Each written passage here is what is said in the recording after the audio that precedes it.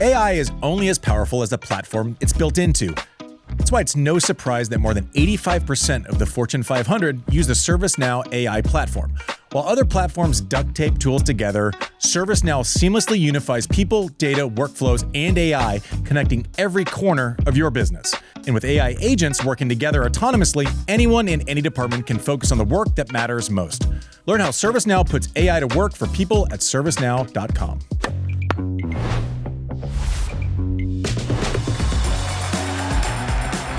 Hey everyone, welcome to Served. I'm Andy, Mike, Techie Sean, JW. We are all brought to you, maybe just the show, and all of us are brought to you by ServiceNow. Subscribe if you can. Thanks for joining us for another week. We're always happy you're here, and we never feel entitled to your attention, so we'll try to make it a good one.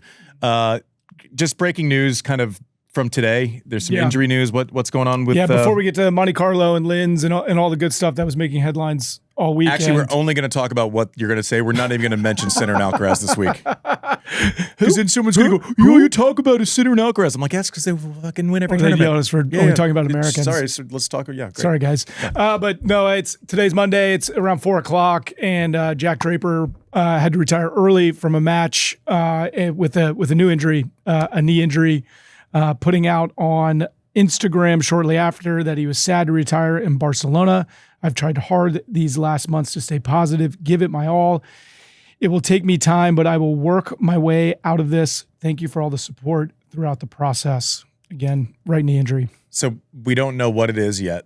We don't know. I mean, what you don't want is the stops and starts for someone this talented and who has a lot of potential value to the sport of tennis, right? You don't want to see, we know what his top line looks like. Through May of last year, he was maybe the third best player in the world, January to May. I don't think that's crazy. JW, this just feels like, it's like, gosh, you hear it and you're like, you just hope it's not like a thing, right? Like you hope it ends in health. You hope it ends in health. Yeah, this sucks. I mean, just to be clear, he was injured last year, totally different injury. This arm injury, elbow injury. Like a left bone bruise on his arm, on his left arm. Yeah, this sucks. It's like, I mean, it kind of dovetails with what I'm sure we are going to be talking about in the next hour, which is who's going to challenge these two beasts. And if we were having exactly what you said, if we were having this discussion a year ago to the day, he would be really high on that list. Careers get longer. He'll have plenty of time. But yeah, this sucks. And you just, we've talked about this a lot, but you wonder also about the mental toll. We talked about it with Holger Rune. We've talked about it with other players who have been out. It's not just about rehabbing a knee. So let's hope, maybe when you're injured, and you tell me, I mean, maybe when you're injured, you have a heightened sense of precaution. It's Barcelona. It's not a major. It's an early round match. It's clay. But yeah, this sucks. So we'll get to happier news. I think it's really hard when you're injured. Like Holger was healthy until he wasn't. Right. And it happened very quickly. And it's a big injury. It's a long injury. It's one where you have to detach. You don't feel like it, when you do it, Holger still doesn't feel like he's just around the corner from coming back. And he won't feel that way for another, hopefully, 8, 9, 10 months-ish, whatever it is. I think mentally that's a little different than my elbow hurts, but I'm going to try to come back and play the Open. I can't play the Open. I'm going to try to play, and then I can't. And then I'm going to come back, and I'm working my way back, and then something else happens. It's like these starts and stops, I think, are really mentally difficult. Not to say harder than what Holger's going through. Obviously, that's a major traumatic injury. Mentally, the stops and starts and not knowing and here and there and kind of coming back and not coming back, having those little moments where you beat Novak and then having a sloppy loss, those things are hard. And one thing that's definitely true is when you get hurt and when you get in the cycle of injuries tend to happen more often, right? And not necessarily in Draper's case because one's an elbow and one's a knee, so it's different parts of the body. But when you see someone who has an injured right knee and they come back and all of a sudden there's a left ankle turn, all of that shit's connected somehow. Right? Like you end up injuring something else because you're subconsciously favoring. So I just hope that he can kind of get out of this. We don't know what the diagnosis is. He says, I'll try my best to get, it didn't sound like he was saying, I hope to be back next week or in a couple weeks, just judging by what he put out. If it's not great, Is he circling the grass court season to where it's like, you're not going to come back your first tournament back and play 3 out of 5 sets on clay? I don't think. Yeah. I don't think that's smart when you've had injuries the last year. We'll see. He's got points to defend in Madrid, though. If I'm his coach, don't even mention points to defend. Yeah. Right now, you know what I would do? Mm-hmm. I would say, I don't care what Earth thinks you're ranked. We're deducting those points right now. You're ranked 90. Just move on. You're ranked 90. And we're going to have the mentality of coming back where we're going to eat, we're going to earn our lunch every day, right? That's what we're doing. Defending points with someone who's been hurt, it's like delete. Like World Tour Finals is probably off the table unless something amazing happens. Just get rid of it. Get it off. I don't want to hear about that. Anyway, so that sucks, unfortunately. But Monte Carlo was a great event. It was incredible. And I know I beat a dead horse on this show. Half the audience knows exactly what I'm going to say right now. Do you know what I'm going to say? You didn't hear the drumbeat of support. You didn't hear all the fans saying, "Why don't we have an additional 5 or 6 days?" You didn't hear that. You know where I'm going. You know where I'm going. Wasn't it amazing to be able to follow a tournament and have it maintain our attention? Oh my gosh! The entire time, and you build. There's drama, and it's like, and there's not a lot of space there, so not a lot of 12 days. I don't know. I'd call me crazy, but I think you could play a Masters 1000 in 7 days if you had to. But when's Hootie and the Blowfish going to play? I don't know what that means. I don't get the reference, but Fan Week. I got it. I just no joke. Do not make Hootie and the Blowfish joke. Hootie and the Blowfish are fucking awesome. I love Hootie and the Blowfish. Yeah, don't you dare. Sorry. Go from don't you dare do that to Hootie or any blowfly. Back to Monte Carlo. Okay. Great event. Can we get to we'll get to the funny stuff and then we'll get to the Alcaraz and Sinner. I know you had some questions about ranking. What does this mean for the French Open? Medi loses 0-0. That's a rough one. First bagel of his career. Of course it's the first bagel of his career. The guy's been #1 in the world. You don't lose 0-0 if you're like had to be said. If you're like a good 14 and under player, you don't lose 0-0. 0-0? Because it has to justify this response. Sean, if you could play it for us. Now for Medvedev, and goodness me, the racket is thrown with real venom. And again. I think, and I love that it was like a European crowd. They were like started cheering to the beat of him smashing the rackets. It had been coming, everybody. Yeah, right. Oh man, you need some Rumo pasta. Uh-oh. Not again. Yeah. Still going. Is this what they create? The trash. He puts it in the trash. Well, you don't want to be rude. Yeah, I think. Oh that's my unusable. god. Yeah, this is great. For all of you listening on Spotify, we just watched the highlight of Medi and you missed it. I'm sorry. You just The go cracks watch you on heard YouTube. were the rackets. Yeah, the cracks you heard. Yeah, and the reactions were people. I'm just telling you, I don't think I would have done it, but 100% would have crossed my mind. 6-0, 3-0. I'm just thinking, can I convincingly turn my ankle and fall over? Oh yeah.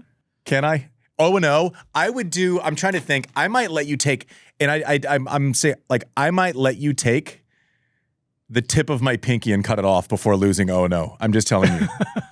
I'm just telling you, like, that would be really hard for me to get over. Yeah, that would matter to me. That would hurt my ego so bad. And maybe that just says a lot about my own insecurities, but 0-0.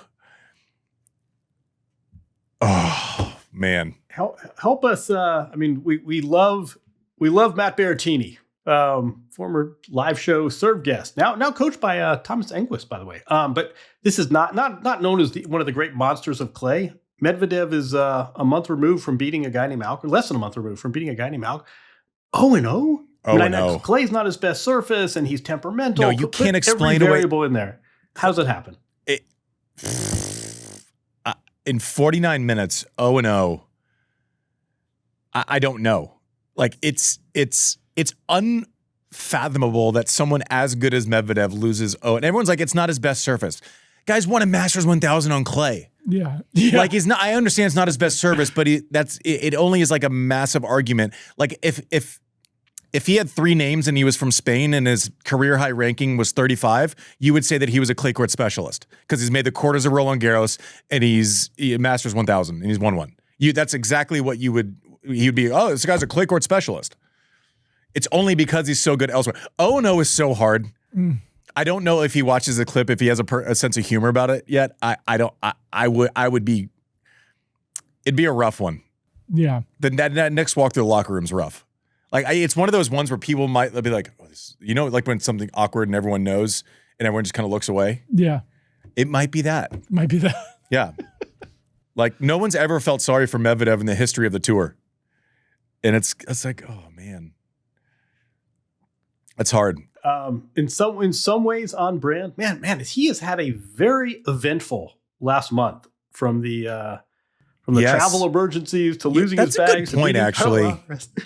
This guy needs a vacation. Yeah, there might be some like spillover. Everyone's like, oh, he handled it fine. He made the finals. Maybe there's something where it's just like enough. It was only like 17 points won.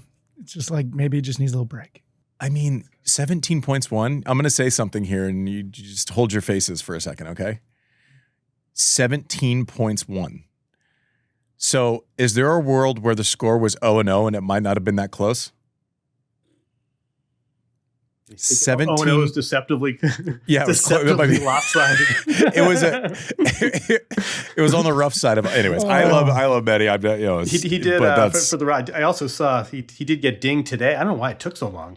He got dinged. Oh yeah, it was like $7,500. Yeah, $7,500. You know what that makes me? I'm sorry. I've gotten fined for cussing on the court, like a cuss word. $7,500. Yeah, 6,000 euros. I don't know what that is now.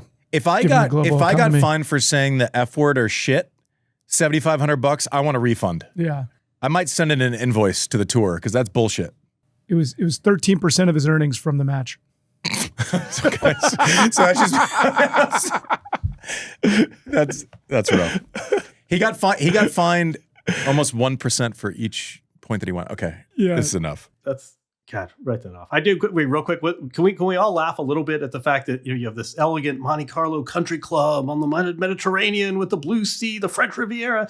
You've got Rolex, you've got BNP Paribas, and they're being besmirched by this tantrum and this racket flying into the courtside signage. When Rolex puts its logo behind the baseline, I suspect it's more for Federer's backhand overheads than for meltdowns. I mean, we wouldn't have played that clip if it wasn't for the meltdown and the brand wouldn't have got free Since pub. It was in Monte Carlo, does that mean the $7,500 fine is tax-free? You think he wrote it right away? Is that well played? Is that sorry? Home. Could be worse. So really, he did this the best way possible. He pretty meta. He was like the most. Yeah, like it's like it's on brand. He was the most effective version of himself when getting fined $7,500. Like this is completely on brand. AI is only as powerful as the platform it's built on. With the ServiceNow AI platform, your AI, data, and workflows all work together, connecting every corner of your business. To see how you can put AI to work for people, visit servicenow.com/AI-agents. Before we get to Alcaraz and Sinner, like I can't get over in each tournament that passes and this person has a good result, the story becomes more unbelievable. And it's Vacherot, right? And the stats are 256 last year, and in this tournament was like qualities of challengers, wasn't in qualities in Shanghai, went there, got in, wins the tournament, right? From below 200, plays his cousin, like who plays their cousin in a Masters 1000 final? It's a crazy story, but I remember, how about a name from the past? I watched a guy like 100 in the world win Hamburg one year. Maybe he was 50 or 60, but never saw him again. Any names? You ready for this one? When it was 1,000, JW? From Spain. Quads like Jerome. Yeah, see? Fernando Vicente. No. Who? Roberto Carretero wins Hamburg one year, and it's like he was top 20 for like a cup of coffee, but like he left Hamburg and then went to the hard courts, after the French Open. And you're like, oh yeah, this guy, like, put me in his draw. This guy will not win a match. Like, he's not going to win a match. Like, forget about it. Vacherot started winning immediately after Shanghai also. Like, it was like 1 week I'm 250 and there is a sample size of half a decade of why I'm 250 in the world. And then you just carve out these, I was going to say week, but these fucking 11 days. And after that, I'm a top 30 guy, maybe top 20. Like, I don't think I've ever seen someone just turn the page, but not like a fluke event, which it's hard to argue that it's not, except for the fact that now he's making semifinals in Masters 1000s, beating Musetti, etc. on clay, which is like no part of his game. You're like, no part of his game gets better on clay. This story just gets better and better with time, JW. Help us. Let's keep digging here. It's absurd. Because this is not some. He's in his mid-20s. We're talking multiple years. I was looking at. He wasn't 19 when he won Shanghai. It wasn't as if it was coming. Exactly. Right? That's like, my point. Yeah. So a year ago today, or a year ago this week, he has to qualify to get into the main draw of the Aix-en-Provence Challenger. I mean, this guy had years of grinding in the 100 plus. I mean, around the time of the U.S. Open, where I don't think he got into the qualifying draw. His next match, he lost to like an Israeli ranked in the 600s. There was a guy 800 in the world within 6 weeks of winning Shanghai. He lost to a guy 800 in the world. That's like me right now. So we talked about this when he won Shanghai. You said this. You said he doesn't want this year to end. Let's see if he can back it up. Yes. And you and I both. I mean, remember Martin Verkerk gets to I think the year you won the Open. You know, we've seen these stories of these lightning in a bottle, and a guy has a great tournament. Now I can afford to fly home in business class, and it's a cute story, and then you never hear from him again. This guy is in the top 20 right now. I mean, he could be a top 16 seed easily for Roland Garros, not even being eligible for the qualifying draw the year before. I don't know if I've seen this, and I'm just, it's easy to say sort of winning begets winning, and his confidence is swelling. This is a whole different level, and you watch him play, and what I'm thinking is, how in the world was this guy outside the top? I mean, he's a big guy. He's a strapping guy. He hits a big ball. You're right. Clay is not his best surface, but that's his home. That's a home game for him. Coming from Monte Carlo, that carries it. I don't know if you saw that. He said he'd rather win this event than a major. Wrong. That's a lie. That's a lie. It sounds good, but that's a lie. That's not no chance. Point being, you watch him play, and you're like, oh my God, how is this guy ranked 200 a year ago? But for him to keep backing it up week after week after week, it's extraordinary. I think all of a sudden it's a cute story, and a few years from now we're going to say, what was his name again? The guy from Monaco who won the Masters 1000 to beat his cousin. That was a cute story. This guy's legit. He's legit, but it's not as if he's getting away with something where it's like he's taking these huge cuts on like a certain shot, and it's like, I don't know, let's see how long he can go Rip City and make it. Like, it's not as if he's doing something that's insanely risky or at scale doesn't seem like it's sustainable. Like, I'm watching this guy going, okay, like, he's solid. He moves great for someone 6'4", 6'5". His serve is big. He doesn't hit the spots and it doesn't move as much, but like, it's a thumper through the court. You can't teach 6'5". And the backhand's rock solid. I'm going, he likes to come in. He hits a shot line when the chips are down. I'm going, yeah, this seems real. And I said it even when I remember watching him, like after Shanghai, I'm like, I got to watch this guy to see if he's going to be, I think we had a discussion, is he top 100 a year from now after Shanghai's over? Yeah, right. And that's a realistic conversation to have. We meant top 20, but yeah. No, I meant top 100. I really did. But then I watched him in Basel, and I remember watching him against Fritz, and Fritz had barely beat him. And I'm going, like 7-6, 7-6. Yeah. I'm going, wait, but this guy actually has belief now.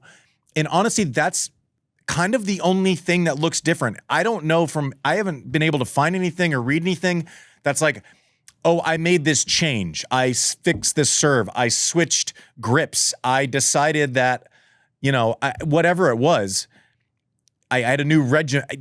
It's not like he's like, oh, I changed this and it paid off and I got used to it. It's just like belief. That's it. That's the only thing. And it's amazing because I'm going in the clay court season. I'm like, okay, well, he's gonna have rough like 5 or 6 weeks because he kind of hits flat through the court. He's not, it doesn't seem like he moves well because he's obviously European and from there and the whole thing. But there's not like a single part of his game that instantly gets the benefit of clay. right? That instantly is like, oh, this is going to be way better. It's not like Musetti where it's like, oh, he has more time. The ball's he's going to flip it up. Every part of his game gets better as soon as he steps on a clay court. I don't read it that way. From what I've seen of him, but this story is absurd. If he somehow, I mean, and this is taking a lot of liberties, but if he somehow runs out like 5 years here, craziest turn, most extreme turn outside of Raducanu at the Open that I've ever seen. But he's sustaining it better than she did. He's sustaining it way better than she did in the first, 6 months afterwards.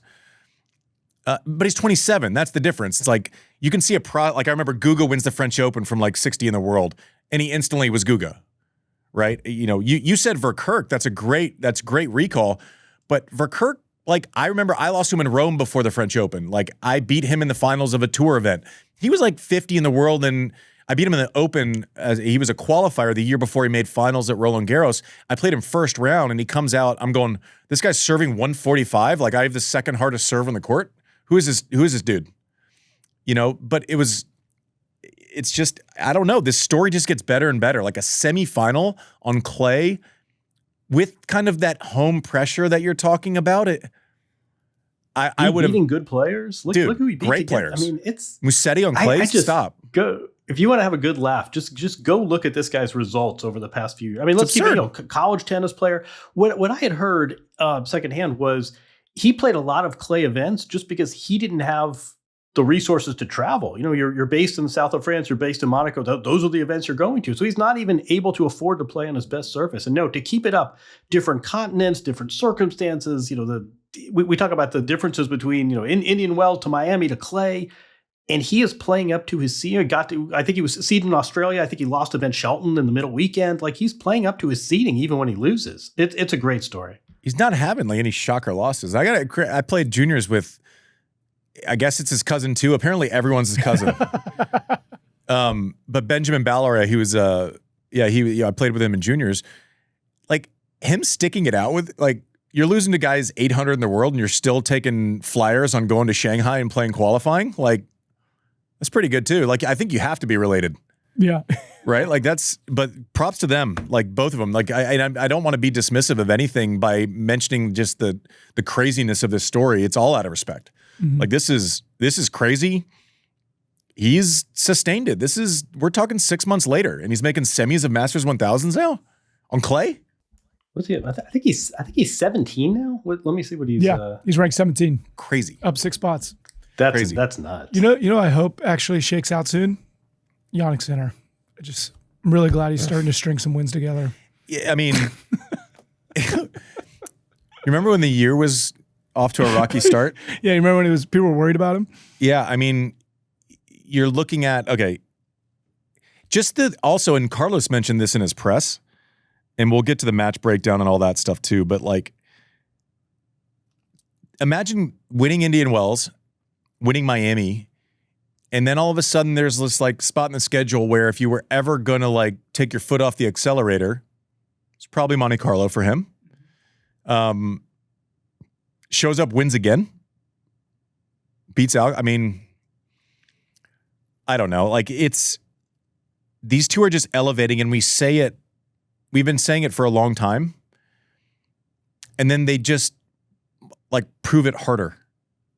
Like it's a joke. Just more. They were both so dominant. But let's think of a couple of things that like we would have said about Sinner not even 5 years ago, 2 years ago. Okay, like he's won majors. He's going to be number one. I bet he's going to win a bunch of majors. But can he play on clay? Grass isn't his favorite surface. Can he sustain it all the time? Is this going to? Yes. Like clay is what Alcaraz is supposed to, like that's a great surface for him as we've seen, and he's won Roland Garros. Like Sinner didn't miss a beat. Indian Wells, which is a way different experience than Miami, which is way different than Monte Carlo. You put these guys on anything, and that was the big change that happened during, I say my generation, but like Roger, Rafa, Novak. Like Pete was dominant. Pete was amazing. Pete won 14 slams. Pete's 6-time year-end number one. And Pete would lose at, Roland Garros like third round sometimes. He would lose to Cedric Kaufman from Kentucky.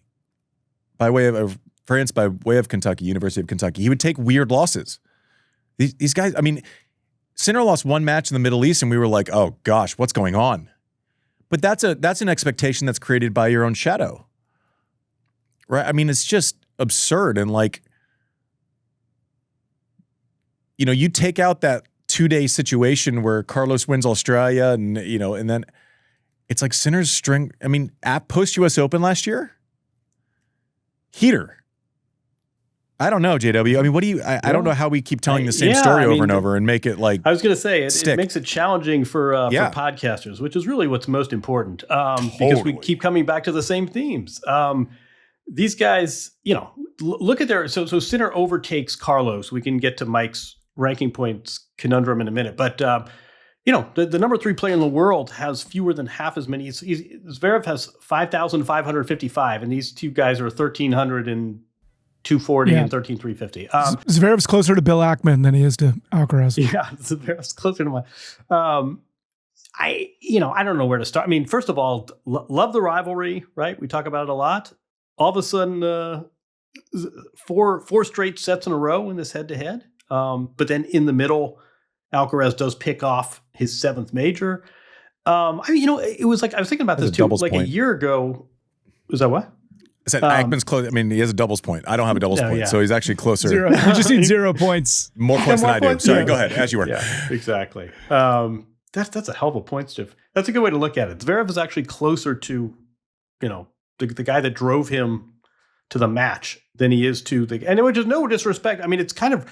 I was thinking, like, remember Jill Stein? This like everyone else has become this kind of irrelevant third party. I mean, these two guys are just absolutely dominating. And I was thinking too, Sinner last year misses 4 big tournaments: Indian Wells, Miami, Monte Carlo, which is a home game for him, and then Madrid. He could basically pull a quadruple. He could win every event he wasn't eligible to play last year. I do think he's better on clay than people give him credit for. I think the credit's there now. I mean, he almost won the French Open. He's winning. He's beating Alcaraz. What else you do? Yeah, exactly. So I mean, these guys are getting it done on every surface, and we're sort of running out of things to say. I mean, one thing that struck me, we can get to the match in a second. Remember 2 weeks ago, we talked about how he'd really elevated his serving, and the ATP website had a great story filled with all the data, and we were breaking down his motion. He had 0 aces. He served 51% in the final. That's insane. He didn't serve well. How much of that was wind? You know, but adjusting the game. A lot of it, but that goes both ways. And it's like, point being, Alcaraz was getting looks at second serve returns, and he still won, I think, 64, 65% of his second serve points. Exactly. I think he won as many second serve points as first serve points. But you know, Sinner had 1 ace in his last 2 matches. He beats the number 3 player in the world handily, 1 ace. And then beats his rival, who is now the number 2 player in the world, 0 aces. So he's not even getting it done by like tuning the ball the way he was in Miami. I mean, this is just we're sort of running out of things we're running out of superlatives here. But it's kind of the point. I was like, one point real quick. I was talking to a coach a few weeks ago, and I said, you know, what are we going to do here? And the guy said, well, you know, you never know what happens. These guys get injured. Guys can have a girlfriend. The way this monopoly was going to get broken up, and this was a top coach. The way he was seeing it was going to be some sort of injury or self-sabotage. It wasn't like, oh, somebody's going to mount a charge and it's going to be Djokovic in 2011. The way this monopoly gets broken up is a girlfriend. Like that's where we are. It's extraordinary. Zverev said mid-match, right? And I believe it was Nick Lester said this on Tennis TV. They translated it. He said to his dad over in his box in Russian, he said, I don't know how to play him. And I just can't, I mean, can you quantify that the world number 3, one of the best players on earth, is looking at the guy across the court and he's like, I can't figure this guy out. And he's played him a ton. Yeah. Well, I mean, I don't know that I would have volunteered it if he hadn't said it on TV to his dad. Yeah. But I mean, when I talked to Zverev in the offseason, we had a long chat just in that matchup stresses him out the most. He's like, even with the Carlos, in tennis, it's all about matchups. That's not to say that Zverev says this, therefore he thinks Sinner is better than Alcaraz or vice versa. You know, I would have rather played Rafa on a hard court than Roger, right? That doesn't mean that one's better than the other. It's just the way it is with matchups. And like he was stressed then, and I'm sure the losses in Indian Wells, Miami, and Monte Carlo probably haven't helped that. But like think about it, right? Let's just be kind of pragmatic about it, because what happens when a matchup is bad and people don't know what to say is like they'll go to like these lazy things where it's like, well, you just have to want it more, or you just like that's what people say, or like you just gotta step in and hit the ball harder. It's like, okay, off of Sinner's ball like that. Okay, well that doesn't make any sense. But you end up going to these lazy kind of cliche sports taglines when there's not like an obvious path. And I can relate to what Zverev's saying. I never said it out loud on the court, but I knew specifically with Roger, and that doesn't mean that I didn't have to execute it at an insane level. It just means my game was slightly more effective based on what I did well against Rafa and Novak, right? But against Roger specifically, everything I did, he didn't mind. He didn't mind pace. He didn't mind people trying to go through the court. He knew he had an out. Like anytime he was in trouble, he could hit the short chip to my backhand. I can't hit topspin. So the matchup, right? I knew that I had to play a different style and I had to execute it perfectly, and I needed him to give a little. That's a depressing way to go about business, right? And I think that's probably where Zverev is like, I probably know what I have to do to execute, not even to win, but to give myself a chance. And this is someone who's 3 in the world. I mean, we talked about, Sean, you threw was he 18-6 on the year, deep in Australia, deep in Indian Wells, deep in Miami, deep in Monte Carlo. He's having a much better season post-Australia than he did last year. He's having a much better year to date, playing much better than he did last year. And he's got a problem. Yeah, what is 1 in 4. It's not. It's some of them are lopsided. When he plays well, it's like kind of close. But these are. I mean, 1 in 4 is. It's not 0-0 like the old Medi burger. But 1 in 4 is convincing. When you have a big serve, you have a weapon. You're supposed to be able to neutralize. I don't mind. I mean, Zverev's saying it. Yeah, I can believe he's saying it because we all are, and I don't think any of us are really wrong. It's not about believing it. I think it's to John's point, right? It's like what is the solve? And I think when you look at the fact. Yeah. We were talking about the stat of the day being 26,590, and that's the combined ranking points of Sinner and Alcaraz right now. They're both over 13,000 points. In the next closest is Zverev at 5,595.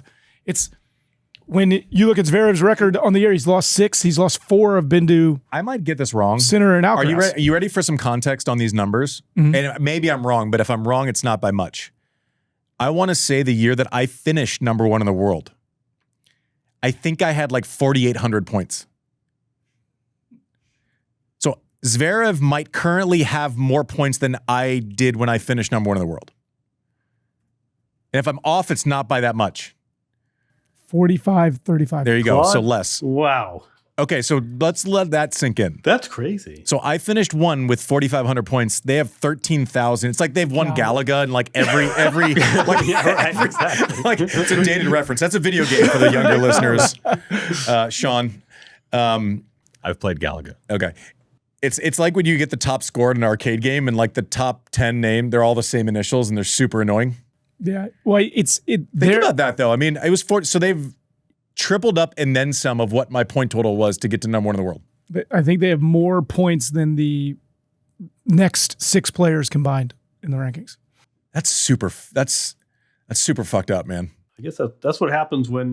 So how does this? Well, let me ask you a few questions. We can go speed round, but so what breaks this up? I mean, it's gotten to the point where if they didn't, I mean, in fairness, like Zverev did serve for the Australian Open final. He did serve for the match in the semis against Alcaraz.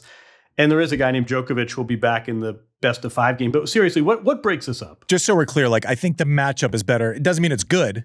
The matchup is better for Zverev against Alcaraz than it is against Sinner, and I don't think that's controversial. It has nothing to do with who's better as a tennis player. It's simply what I do well, how does it fit into the problem solving against what they do well and what they like to see. Simple. Well, we let's not like lose our memories too much. Okay, let's just. What is the thing that can get to Sinner? You know the answer to this. 5 sets. Heat. Oh, Elliot Spizzirri. Yeah. Exactly. Yeah. Heat. His body. since he was sick, I guess there have been times where heat can bother him. That is a weakness, but only compared to his own shadow. There's a lot of guys that don't like it. He's just always on center court, so we see it. But that is like an opportunity. If I'm a player and I'm trying to convince myself that I have a chance, and I see that it's going to be 96 degrees, I'm going, okay, I feel 10% better about my chance, right? So that's one thing. We were worried about that with Alcaraz a couple years ago, and he seems to have, through some version of diet and whatever else, or just kind of getting into that scenario. Alcaraz, if you take if the conversation hasn't just been Alcaraz Sinner, yada yada yada yada yada, the reason that argument is the same post-Australia is because of Sinner and not necessarily because of Alcaraz. All right? The reason it's Alcaraz-Sinner is because Alcaraz won the major, and then Sinner has filled in the blanks.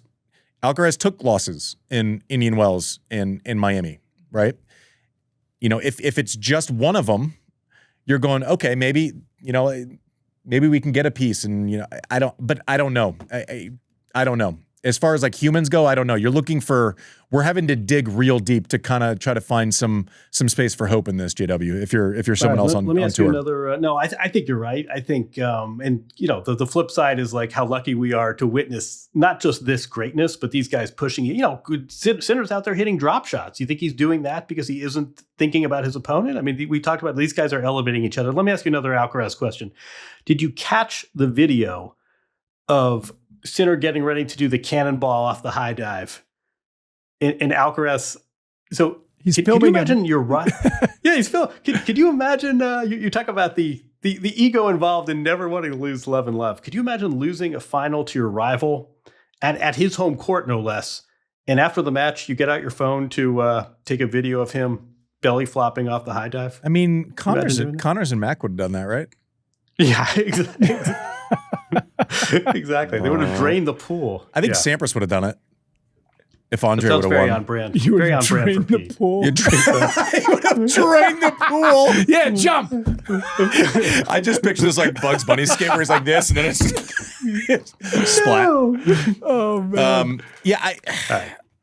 I've never been in that situation, JW, but I gotta think if I would have won like handfuls of slams, that I would kind of be okay with most things a little bit more. Yeah, if you were currently holding 3 of the slams to defend, yeah, you'd feel okay about a 1,000. Yeah. I don't know. Like, let him go for a swim. Yeah. Let's see how it goes. What you're saying is the number 2 ranked player in the world holds 3 of the 4 majors. Yeah. Uh-huh. Because of math. Yeah. Yeah. Math. And he's 7-3. He's 7-3 over the last couple seasons against the world number 1. Great. So Jannik Sinner. Okay, so I know where you're going with the couple of seasons thing, and I just want to stop that shit right now because the rankings are only based on 1 year. So the matches he won 2 years ago, they don't matter. Okay. For the ranking, they don't matter at all for the ranking. It's a 52-week ranking. But it's a rolling 52-week ranking, right? It's 52 weeks. Any day of any week, it is 52 weeks. So next week it'll be 52 weeks. 2 weeks ago was 52 weeks. Does that make sense? Yeah. Yeah. So he has some 3,000 plus points that he's defending up through Roland Garros. It just means that, okay, this is going to be very simple. Mm-hmm.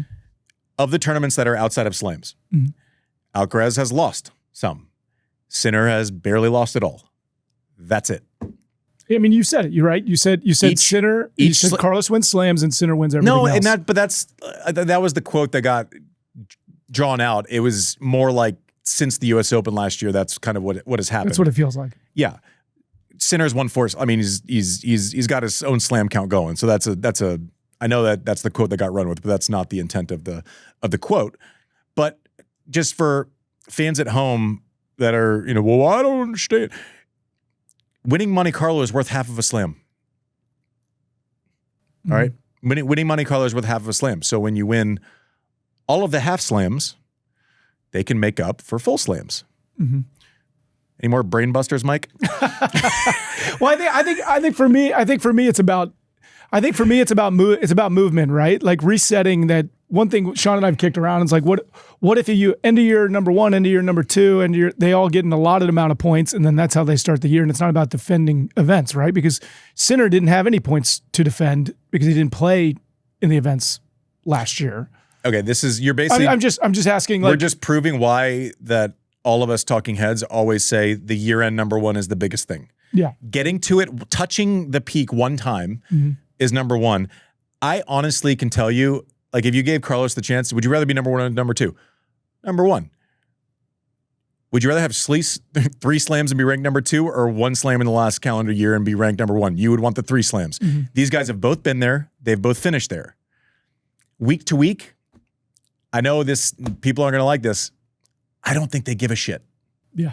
I don't think it matters. I think it's the 5th on their priority list. Because in his mind, he's like, I'm gonna go to work, maybe get a calendar slam, and get it back. He's already written off 3 months that he was out last year. This was going to be the time that Sinner flipped it if he flipped it. And he could only flip it if he won everything. And it could flip back this which coming he week. has won. I mean, it's Sinner is in a good spot to flip it through Wimbledon. Just based on a 52-week ranking. Year end, number one, matters the most. The rest of it, you got to give credit to what people did last year. You have to give some credit. I don't think we have to reinvent the wheel. If you want current up to date, they also have the race. The ATP releases the race to Turin, right? That's a more accurate reading of momentum, maybe. You want 2 dirty inside tennis secrets? One of them, the biggest fight I think Federer and Nadal ever had, or one of their few disputes, was when Rafa and his camp was trying to lobby for a 2-year rolling ranking. Whether that was because of injuries or whether that was because there were additional points. But I think the other dirty, I mean, it is a little confusing, to Mike's point, I think, for the casual fan of like, well, wait a second, he got to the final. Why would his ranking? I mean, we see that all the time, right? I mean, you go look at the rankings today and you'll see arrows and green. You're like, wait a second, that guy lost in the second round. How could his ranking go up? The other thing about a rolling ranking is that with 52 weeks, it encourages players to re-enter the tournament they won the previous year. So it's a nice way for tournaments to make sure the defending champions don't beg off and they can build a little brand equity. But no, I mean, I think the rankings can confuse casual fans, but I think overall it's fair. Yes, there's some counterintuitive results sometimes. And I think Andy raises a good point too, that when you look at why, Pete Sampras finished the year-end ranking number one 6 years in a row. I think that's a totally underrated 100% record of his. Crazy. Because it's wire to wire. And there are all sorts of flukes. And, Sinner didn't play Madrid last year. So he's basically defending nothing. So his ranking, he doesn't have to win the tournament. His ranking is going to go up. It's a little confusing to casual fans. The 1,000 events are also named because 1,000 points are what you get for winning it. I think tennis could do a better job of explaining. But I think on balance, don't you think it's... I can't imagine a better system overall. Don't you think? Yeah, I understand that it's like a tiebreaker. I mean, okay, there's like you take NBA records. Why do they get seeded higher? Because they won a weaker division. I don't know. You have to at some point you got to like do the best. And I can't think of like a better version. Like I would be pissed if all of a sudden like everyone started at neutral and then someone had like a fluke result in Australia. I'm like, I'm seated behind that guy. This fucking chucker who like had 3 good weeks like in Brisbane and Melbourne. Vacherot would have been ranked like 4. Yeah, yeah. So the 52-week ranking works. I know it's confusing and requires like 8 seconds of thought for yourselves, but it works. I don't think it's broken. I'm with Mike here. It's a totally fair question. Yeah, it's a fair question, and it's a very simple answer, I think. And maybe it's just because I grew up in tennis. I don't know. Takeshiro, you're not from like tennis universe. Like, do you not like it? It just takes a lot more to understand the stakes of a tournament when these moments where they're trying to defend point, like to the point of why did Alcaraz lose points by making it to the final? As a casual fan that didn't grow up with it, that makes no sense. Mm-hmm. And in order to have to understand, I have to have a conversation. Whereas if we're trying to get people to watch more tennis, making the stakes of a tournament understandable feels like an obstacle. Well, then whoever wins the most recent tournament should just be the highest ranked person? No, not that. No, but they get points. We were saying like maybe the alternative is you start the year with an allotment of points because you've earned it the previous year, but then it's not based on you having to play that event. Oh, right? good. So Alcaraz and Sinner have a jump start on the field at the beginning of every year? Well, that's what they already do. They already do. Because it's earned, not given. Because it's earned. Yeah. Right? But what I'm we're saying just is giving points away.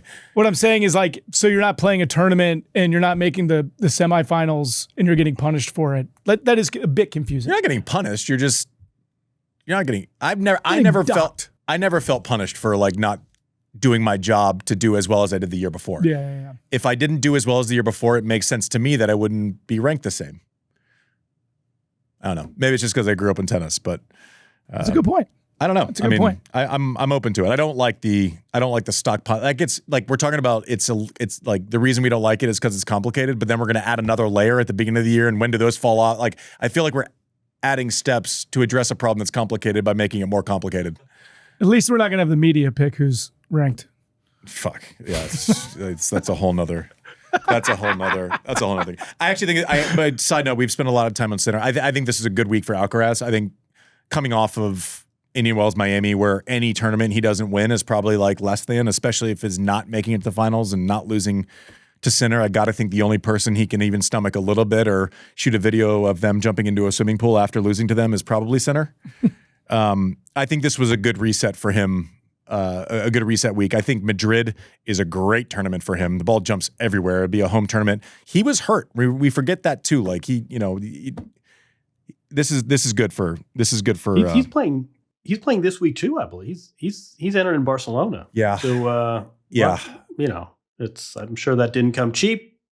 Your home country's one of the few events in your home country. I don't know about that, but these are the decisions. I'll just say it. Like these are the decisions where coaches have a say sometimes, right? If it's Monte Carlo, should we go to Barcelona? You played a lot. Like, I mean, I don't know. We'll see. We'll see how it goes. What you want is just people being healthy. These two, I don't, you have the third ranked guy who's kind of, outside of Novak and his greatness, still having kind of his shadow and imprint over this, where you have to include him in every conversation, even if we don't see him for a couple of months. You have the number 3 player in the world going, I don't know what to do. And so then it makes it easier for us to say, I don't know what they should do. I don't know. But listen, greatness is right in front of us. And it's interesting. It's like you see Sinner and Alcaraz go the same week that Rory goes, the same week. It's like you can always kind of make the shadow a little bit smaller of the people that came before you, step by step. Did you notice if I told you what's more likely? Rory McIlroy is going to say, I'm going to relax by watching Monte Carlo tennis, or tennis players saying, I'm going to relax by watching the Masters. Which of those would you have chosen? Throughout most of time, it would be I'm going to relax and watch the Masters. But I heard a rumor, by the way. Rory McIlroy, served listener. He's a served listener, folks. Probably not this week. Probably not this week. He's probably enjoying himself. But he did. I saw him at the U.S. Open last year, and he came up. He's like, I listened to your podcast. I was like, is like Joe Rogan standing behind me? What? I sent Sean something this week. The ITF put out a social video of why tennis players make really good golfers. Oh, really? Literally, it was a long video. We'll repost it on our socials, but it was pretty cool. They talked about the mechanics. Oh God. Of a tennis player and why it makes an easier jump. I mean, most tennis players who try, like most high level tennis players who try, end up being low single digit handicaps. Why I suck at both of them. One. What else we got? We got Andreeva. I think, yeah, she needed a bounce back. I mean, the last 6 weeks have been kind of rough. But then did she thank herself again? She did. She did. Yeah, perfect delivery. Oh, well done. It's almost like we planned that. I don't want to jinx anything, so I just have to say this, just like a tradition now for me. I want to thank myself today again for fighting until the end, for trying to find solutions, for never stopping and believing until the end that maybe somehow I can turn it around, and I think it paid off today as well. So last thanks goes to myself. I like this tradition. Now, what I want to know is, if you ask when she doesn't play well, does the blame go to herself? Last time we saw her not play well was to the fans. That was for sure. All right, the pearl clutching. Wait, her last 2 events, the pearl clutching in Indian Wells, it's one of the great clippables of the year, and then she lost that 6-love set to Mboko in Miami. This is nice bounce back.